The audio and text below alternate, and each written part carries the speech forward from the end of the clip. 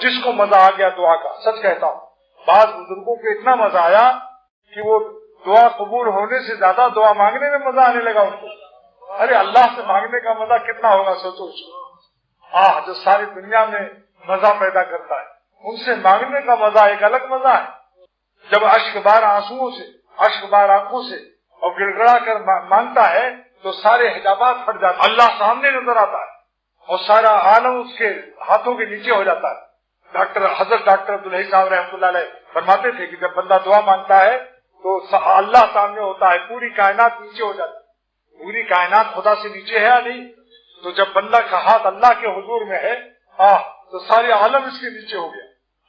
کیا رتبہ ہے دعا مانگنے والے کا، اور کتنا مزہ آتا ہے گڑ گڑا گڑ گڑا کر۔ اسی لیے حدیث میں ہے 3 مرتبہ، کم سے کم 3 مرتبہ ایک دعا کو کہو، کم سے کم 3 مرتبہ، سنت ہے یہ۔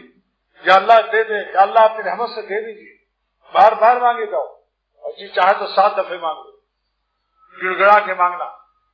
بچہ اگر مانگتا ہے ابا ٹافی دو، ابا سنتے ہی نہیں، کئی دفعے جب کہتا ہے پھر کہتا میرے ابو ٹافی دے دو، تب وہ میرے سن کر پھر کہتا اچھا ایسی کہو میرے ربا، یا ربی اے ہمارے رب آپ ہماری دعا کو سن لیجیے۔ بہت مزہ آتا ہے دعا میں، دعا کی لذت اللہ تعالیٰ اپنے مقبول بندوں کو عطا، اس لیے مانگے جاؤ۔